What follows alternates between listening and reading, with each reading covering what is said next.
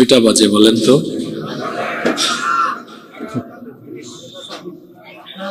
আমার জীবনে প্রথম আমি এত রাতে মাহফিলে উঠেছি।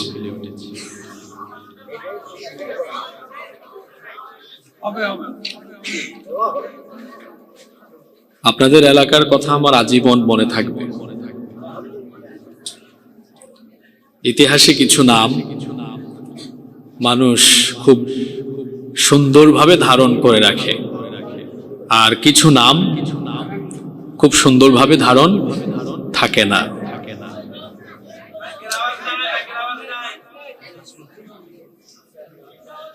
একটু আস্তে কথা বলেন। আমি কখন এসেছি জানেন আপনারা? হ্যাঁ, এই যে এমনি মনে দেখছে আমাকে। কয়টা আসছি ভাই?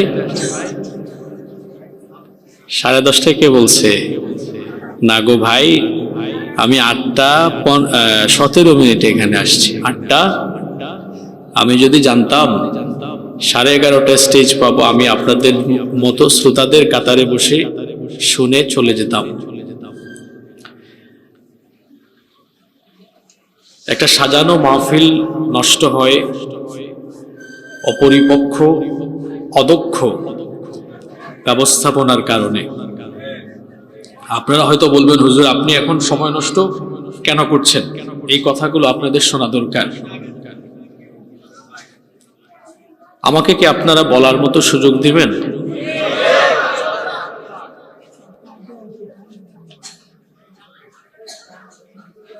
আমি 8:17 আসছি, 11:30 পর্যন্ত অপেক্ষাই করছি। আপনারাও দীর্ঘ সময় ধরে বসে আছেন। মুহতারাম হযরত মাওলানা মুফতি আল আমিন সাইফি হাফিজাহুল্লাহ, আলহাজ মুফতি আল আমিন সাইফি, মাওলানা মাহবুবুর রহমান আশরাফি হাফিজাহুমুল্লাহ ওয়া রাআহুম, আরো অনেক ওলামায়ে কেরাম কথা বলেছেন। সব আলোচনা আসলে হয়ে গিয়েছে, এখন আর আলোচনা করার দরকার নেই। অনেক রাত হয়েছে, পুরস্কারও অনেক বাকি রয়ে গেছে, বাকিগুলো দিয়ে ফেললে ভালো হইতো। কিছু আর বাকি রেখে কি লাভ? হ্যাঁ, দিয়েন, আপনারা সারা রাতই দিয়েন। আমি অসুস্থ মানুষ, আমার পরিবারও অসুস্থ, হাসপাতালে ভর্তি আছে। আমিও অসুস্থতা নিয়ে এসেছি। তো মাহফিলগুলোতে সুন্দর ব্যবস্থাপনা থাকা দরকার। বাংলাদেশে কোথাও কেউ বলতে পারবে না আমি 12টার পরে কথা বলি। সবাই জানে যে হুজুর 12টার দিকে শেষ করে ফেলে। তো আপনি জেনে শুনে কেন আমাকে 11:30টায় উঠান? এরপরে আপনাদের মতো পাবলিক যারা আসেন, আপনারা তো অনেক জিনিস না জেনেই কথা বলেন। আমি যথাসময়ে এসেছি, এতক্ষণ আমাকে বসিয়ে রাখলেন, সময় মতো আলোচনায় দিলেন না। এত রাত পর্যন্ত ওয়াজ শোনার পরে ফজরের নামাজ যদি কাজাই হয়, এই ওয়াজের কি দরকার? ওয়াজ শোনা ফরজ না নামাজ আদায় ফরজ? অসুস্থ বাবা এখানে বসে আছেন, এই এলাকায় আরো অসুস্থ মানুষ থাকতে পারে। আপনিও বা কতক্ষণ বসবেন এখানে? আপনার কি পেশাবের জন্য একটু চাপ মারবে না? যাদের বিড়ির টান আছে বিড়ির টান মারবে, সুপারির টান মারবে। তো দীর্ঘ রাত পর্যন্ত বসায় রেখে এত রাতে মাহফিলে ওঠানোর কোনো মানেই হয় না। বলে আপনি আমাকে আগে দিয়ে ফেলতেন, অথবা সুন্দর একটা শিডিউল তৈরি করতেন। আমি আসার পরে শুনলাম যে হুজুর আমরা 10টার মধ্যে উঠাই দেব। পরে শুনলাম হুজুর মাদ্রাসার স্বার্থে হয়তো 20-25 মিনিট পরে উঠানো হবে। কিছুই বলি নাই আমি, কেউ কোনো কথা রাখলো না। কয়টা বাজলো? 11:30। অনেক ওয়াজ নসিহত হয়েছে, মাদ্রাসার স্বার্থ সংশ্লিষ্ট অনেক বিষয়ে আলোচনা হয়েছে। আল্লাহ এই মাদ্রাসাকে কবুল করে নেন। যত আলোচনা হয়েছে, এই আলোচনা অনুযায়ী আমলের তৌফিক আল্লাহ সবাইকে দান করে দেন। আমি সংক্ষিপ্ত সময়ে কয়েকটি কথা বলে আমার আলোচনা শেষ করব। আপনাদেরকে নিয়ে মোনাজাত করব ইনশাআল্লাহ। আলহামদুলিল্লাহি ওয়াহদাহ ওয়াসসালাতু ওয়াসসালামু আলা মান লা নাবিয়্যা বা'দাহ আম্মা বা'দ ফাআউযু বিল্লাহি মিনাশ শাইতানির রাজীম বিসমিল্লাহির রহমানির রহিম ওয়ামা খালাকতুল জিন্না ওয়াল ইনসা ইল্লা লিয়াবুদুন সাদাকাল্লাহুল আযীম। আল্লাহুম্মা সাল্লি ওয়া সাল্লিম ওয়া বারিক আলা নাবিয়্যিনা মুহাম্মদ সাল্লাল্লাহু আলাইহি ওয়াসাল্লাম। ঐতিহ্যবাহী চরানুল ইসলামিয়া ইউনুসিয়া হাফেজিয়া মাদ্রাসা ও এতিমখানার হাফেজ ছাত্রদের পাগড়ি প্রদান উপলক্ষে আয়োজিত আজকের এই বার্ষিক ওয়াজ মাহফিলের সম্মানিত সভাপতি, বিশিষ্ট আলেমে দ্বীন, চরানুল দক্ষিণপাড়া কেন্দ্রীয় জামে মসজিদের সাবেক খতিব এবং অত্র প্রতিষ্ঠানের সম্মানিত সভাপতি জনাব আলহাজ সৈয়দ মোহাম্মদ আব্দুর রউফ আতালাল্লাহু উমরাহু ওয়া বারাকাল্লাহু ফি হায়াতিহি, আমরা বলি আমিন। মাহফিলে আমার ডানে বামে অসংখ্য উলামায়ে কেরাম বসে আছেন, এসেছেন এই মাদ্রাসার প্রাক্তন সাবেক ছাত্ররা। আল্লাহ সবাইকে কবুল করেন। আমার সামনে উপস্থিত প্রিয় চরানল বুড়িচং তথা আমার প্রিয় কুমিল্লাবাসী, সর্বপ্রথম আল্লাহর শুকরিয়া আদায় করছি যিনি আমাদেরকে আজকের এই মাহফিলে হাজির হওয়ার তৌফিক দিয়েছেন। আমরা আল্লাহর শুকরিয়া জানিয়ে পড়ছি আলহামদুলিল্লাহ। দুরুদ এবং সালাম পেশ করছি সর্বকালের সর্বযুগের সর্বশ্রেষ্ঠ মহামানব নবিয়ুনা ওয়া সাইয়্যিদুনা ওয়া কুদওয়াতুনা মুহাম্মাদুর রাসূলুল্লাহ সাল্লাল্লাহু আলাইহি ওয়াসাল্লামের প্রতি, যাকে আল্লাহ তাআলা রাহমাতাল লিল আলামিন হিসেবে এ ধরার বুকে প্রেরণ করেছেন। আল্লাহুম্মা সাল্লি আলাইহি আল্লাহুম্মা বারিক আলাইহি। সম্মানিত উপস্থিতি, আমরা মুমিন হিসাবে আমাদের জন্য সর্বপ্রথম দায়িত্ব হলো আমাদের ঈমানের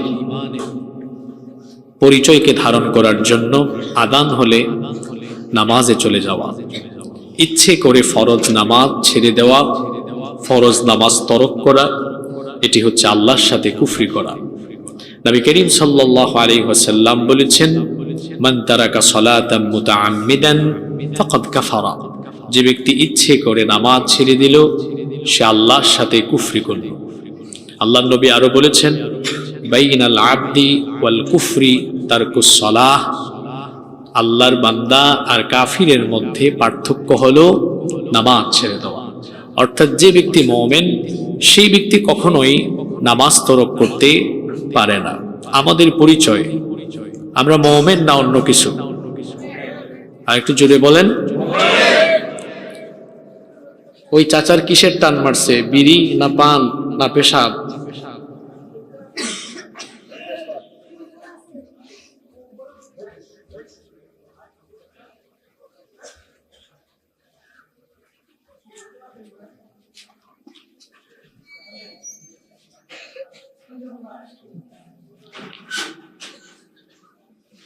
আপনারা কি আমাকে আলোচনা করাতে আনলেন না অপমান করতে আনলেন?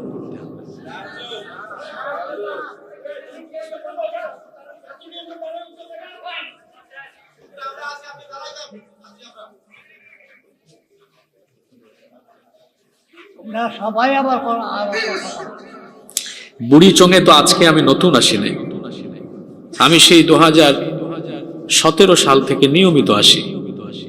বুড়িচংয়ে আজকে যেটা হলো এটা আমার মনে থাকবে।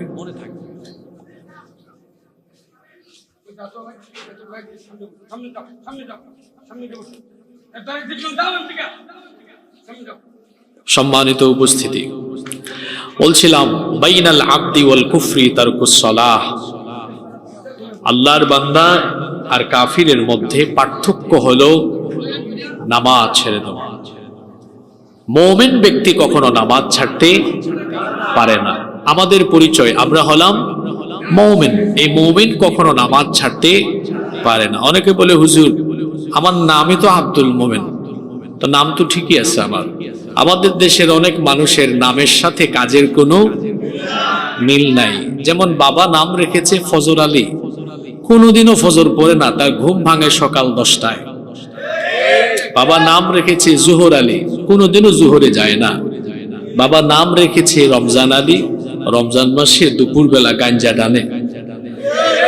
নাম রেখেছে কুরবান আলী, সামর্থ্য আছে, কুরবানি দেয় না। নাম হলো ইমান আলী, তার ইমানের কোনো খবরই নাই, বরং সব বেঈমানি। বলার সময় মিথ্যা বলে, ওয়াদা করলে ভঙ্গ করে, আমানতের খেয়ানত করে, সুদ খায়, ঘুষ খায়, হালাল হারামের কোনো বাছ বিচার করে না। নাম আবার ঠিক আছে আলহাজ ইমান আলী। তো এই ইমান আলীর ইমানের কোনো কি নাই, খবর নাই। তো নামের সাথে কাজের মিল থাকতে হবে। আমি মুমিন, ঈমান আনার পরেই আমার দায়িত্ব হলো 5 ওয়াক্ত সালাত যথাসময়ে আদায় করা। কিয়ামতের ময়দানে আল্লাহ তাআলা যখন বিচার আরম্ভ করবেন, বুখারীর হাদিস, ইন্না আউওয়ালা মা ইউহাসাবু বিহিল আবদু ইয়াউমাল কিয়ামাতি মিন আমালিহি সালাতিহি, নিশ্চয়ই আল্লাহ কিয়ামতের ময়দানে সর্বপ্রথম বান্দার কাছ থেকে যে আমলের ব্যাপারে জানতে চাইবেন সেটি হচ্ছে নামাজ। কিসের ব্যাপারে? নামাজ। নামাজ ছাড়া জান্নাতে যাওয়ার কোনো সুযোগই নাই।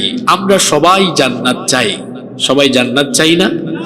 আল্লাহও জান্নাত দিতে চান, কারণ এই জান্নাত আল্লাহ আমাদের জন্যই বানিয়েছেন। উইদ্দাত লিল মুত্তাকিন, মুত্তাকিদের জন্য এই জান্নাত বানানো হয়েছে। আপনি জান্নাতে যেতে চান, আল্লাহও জান্নাত দিতে চান। কোন একটা বিল্ডিং তালা দেওয়া থাকলে ওই বিল্ডিং এ ঢোকা যায় না। ঢোকার জন্য কি দরকার?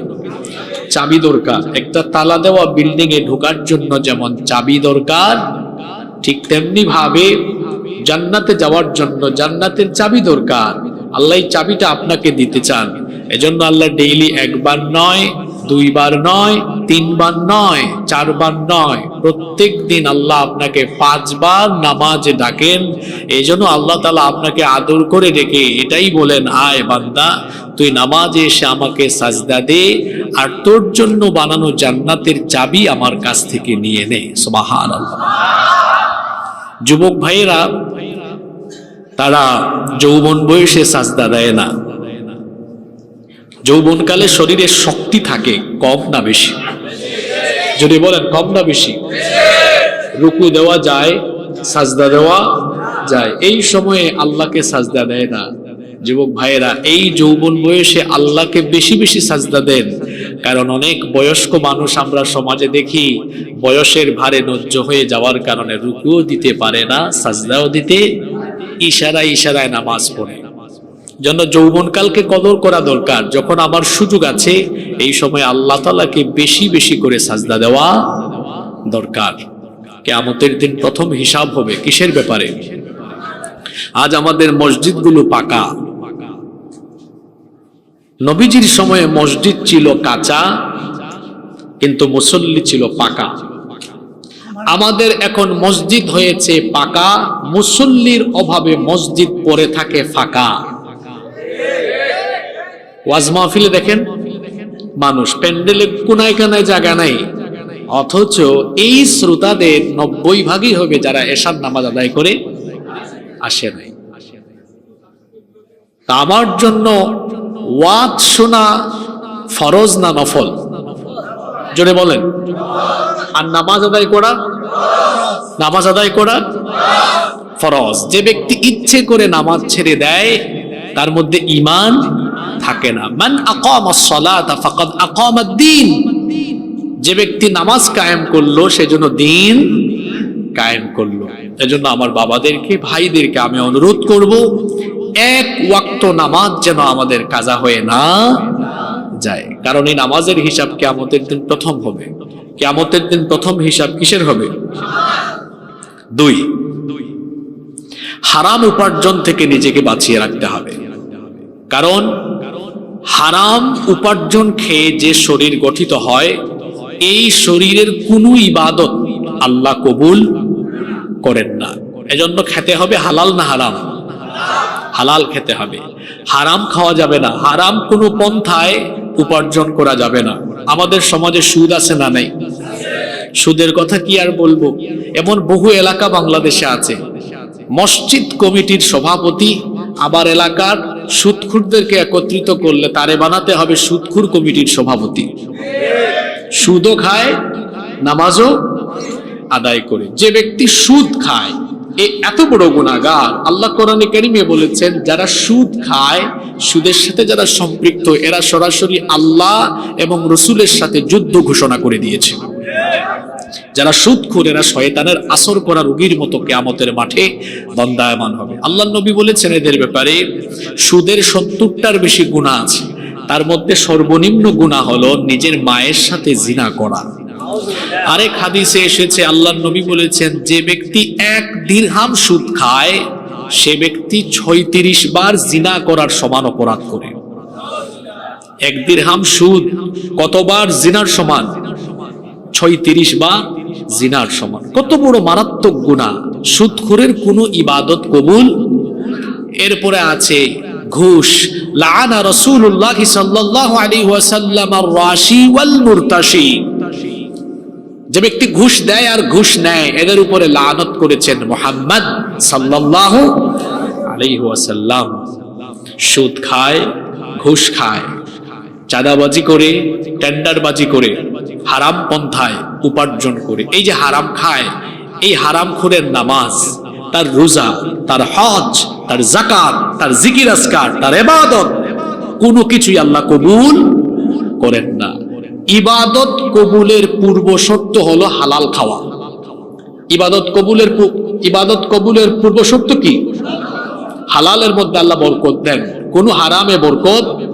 এজন্য দেখবেন হারামখোরেরা বিভিন্ন ধরনের বালা মুসিবত আর বিভিন্ন ধরনের লাঞ্ছনাদায়ক অপমানজনক পরিস্থিতির সম্মুখীন দুনিয়ায় হয়। হারামখোরদের দেখা যায় বিবি বাল বাচ্চা কিংবা তার পরিবারে কোনো না কোনো সমস্যা লেগেই থাকে।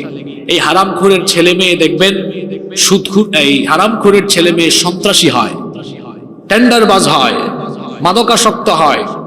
এদের ছেলে মেয়ে দেখা যায় বিভিন্ন ধরনের জিনা ব্যভিচারে সম্পৃক্ত হয়ে যায়। হারামখোর আখিরাতে শাস্তি পাওয়ার আগে দুনিয়াতেও পায়। এবং হারামখোরের হারামে সম্পদ থাকেও না, কারণ হারামে কোনো আরাম পাওয়া। আমি এই কথাটা অনেক জায়গায় বলি। কোনো এক কাজে একবার এক সরকারি অফিসে গিয়েছিলাম, শুনতেছেন আপনারা? তিনি ওই অফিসের প্রধান কর্তা। তার রুমে ঢোকার পরে তিনি আমাকে দেখে দরজা বন্ধ করে দিলেন। আমি বললাম, ভাই আপনি দরজা বন্ধ করে দিয়েছেন কেন? তিনি বললেন, হুজুর আপনাকে বহুদিন পরে পেয়েছি, আমার কিছু জরুরি কথাবার্তা আছে। আমি বললাম, বলতে পারতেন, দরজা বন্ধ করে দিলেন কেন? তিনি বললেন যে দরজা বন্ধ করে দিয়েছি এই জন্য যাতে করে আপনার সাথে মন খুলে আমার একান্ত ব্যক্তিগত কথাগুলো শেয়ার করা যায়। আমি বললাম, বলেন। তিনি বললেন, হুজুর আমার এই ব্যক্তিগত কথাগুলো আমি কারোর সাথে শেয়ার করতে পারি না।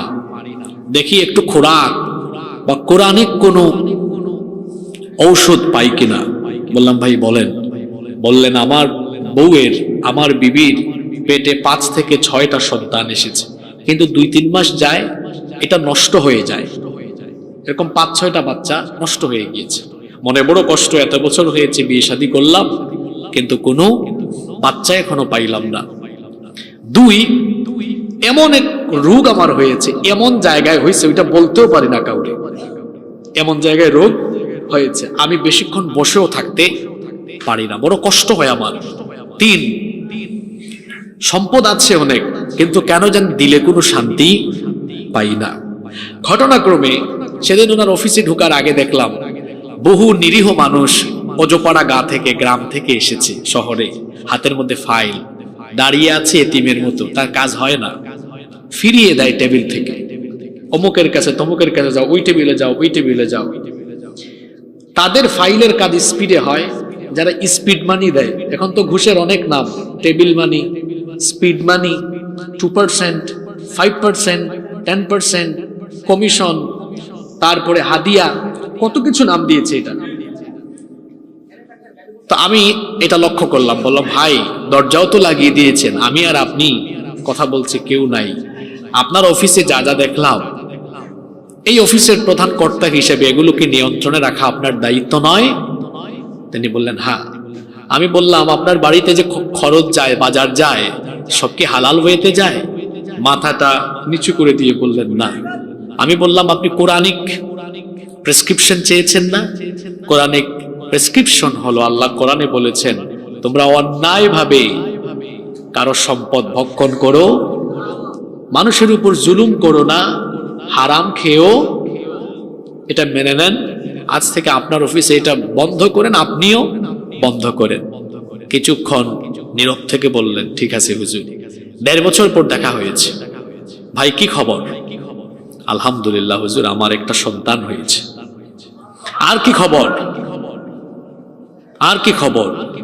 আমার রোগ যেটা ছিল আল্লাহর রহমতে এখন অনেকাংশই আমি ভালো হয়ে গেছি, সুস্থ হয়ে গেছি। আর কি খবর?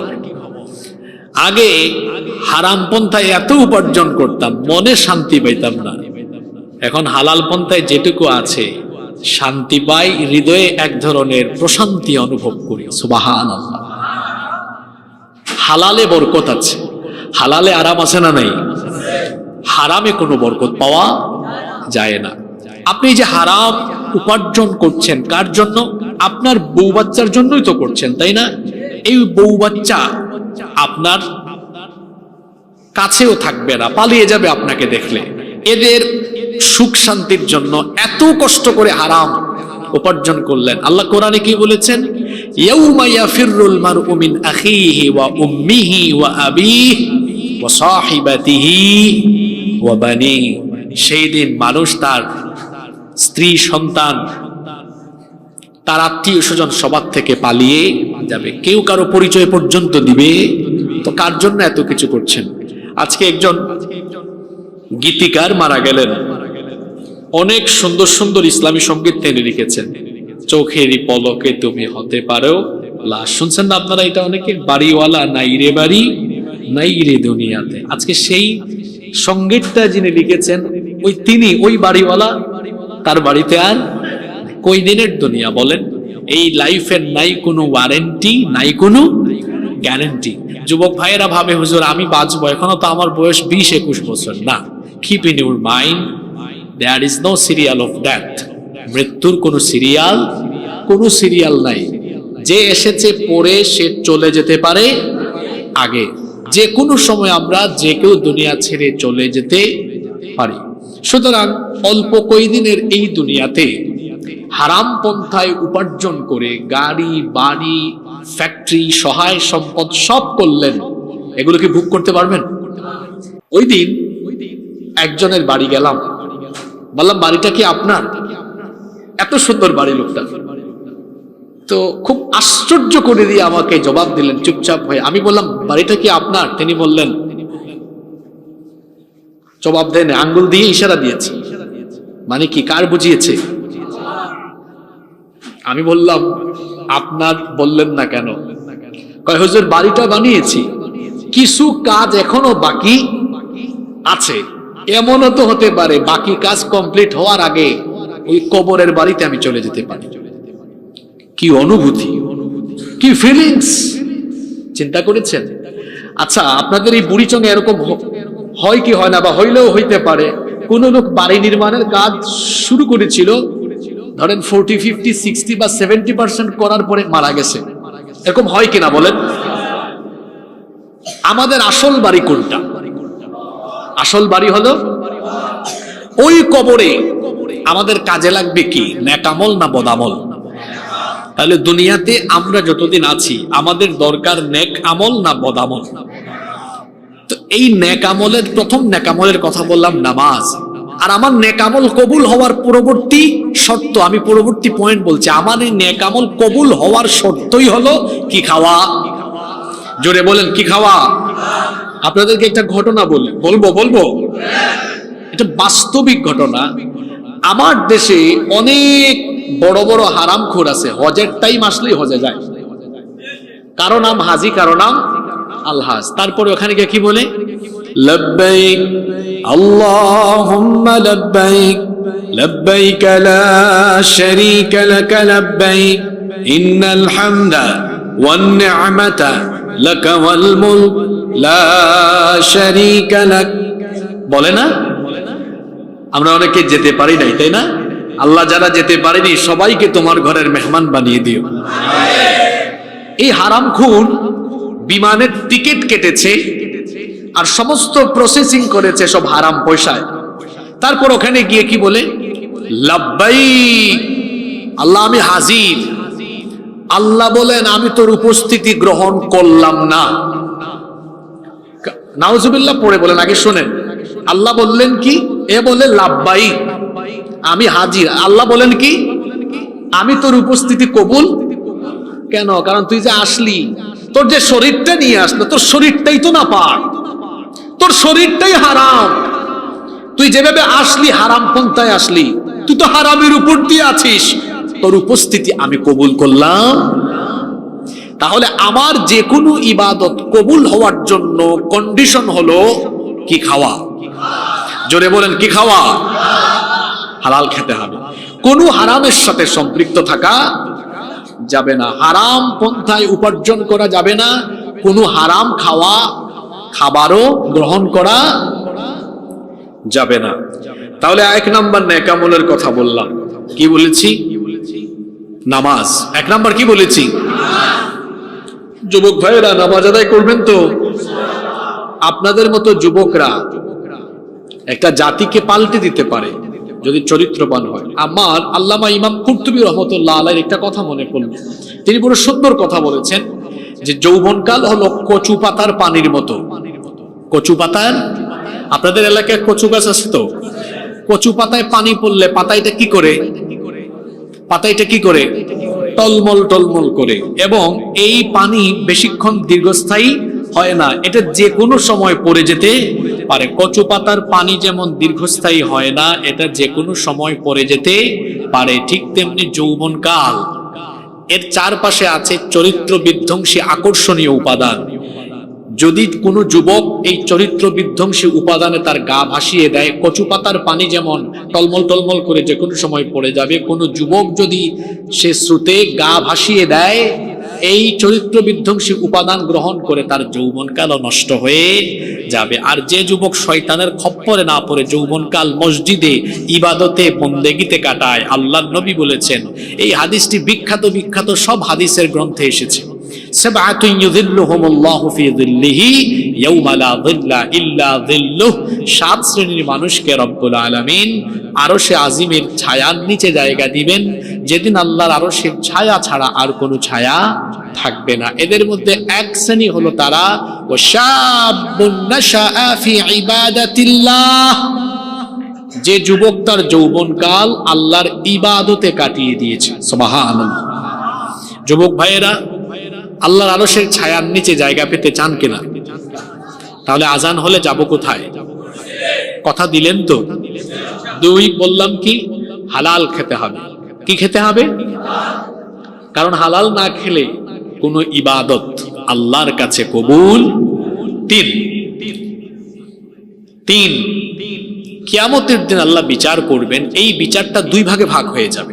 1 হাক্কুল্লাহ, আল্লাহর হক, যেমন নামাজ, রোজা, হজ, যাকাত, আল্লাহর সাথে সম্পর্কিত বিষয়কে বলা হয় হাক্কুল্লাহ, আল্লাহর হক। নামাজ পড়েন নাই, আল্লাহ হিসাব নেবেন।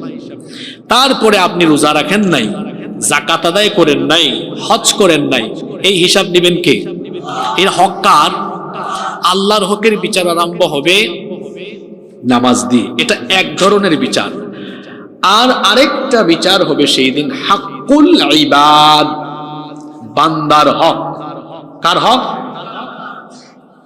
আপনি আরেকজনের টাকা মাইরা খাইছেন, আরেকজনের জায়গা জমি জোর করে দখল করে নিয়েছেন, ভাই তার ভাইয়ের জায়গা দখল করেছে, ভাই তার বোনকে বঞ্চিত করে দিয়েছে, বড় ভাই অন্যান্য সব ভাই বোনদের জায়গা জমি একাই খেয়ে ফেলছে। এরকম নাই তো আমাদের সমাজে? আছে কিনা? আছে। তারপরে মিথ্যা মামলা দিয়ে মানুষকে জেল খাটাইছে, অযথাই মানুষকে কষ্ট দিয়েছে, আরেকজনের হক নষ্ট করেছে, দোকানপাটে চাঁদাবাজি করেছে, তারপরে বন্দুক ঠেকায়া অনেক কিছু মানুষের কেড়ে নিয়েছে। এরকম হয় কি হয় না?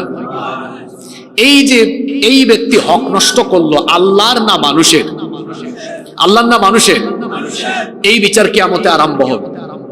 এখন বান্দা যদি বলে আল্লাহ তুমি আমারে মাফ করে দাও, আল্লাহ বলবেন না, আমি কেন তোমাকে মাফ করব, কারণ এটা আমার হক না। এটা কার হক? এটা বান্দার হক। তুমি যার হক নষ্ট করেছো তাকে বুঝ দাও, সে যদি মাফ করে তো ঠিক আছে, আমার কোনো অসুবিধা, সে মাফ করে দিলে আমিও তোমারে মাফ করে দিব, কারণ আমার নাম তো গাফফার। তোমার গুনাহ যত বেশি, আমার রহমতের পরিমাণ তার চেয়ে বহু গুণে বেশি। সুবহানাল্লাহ।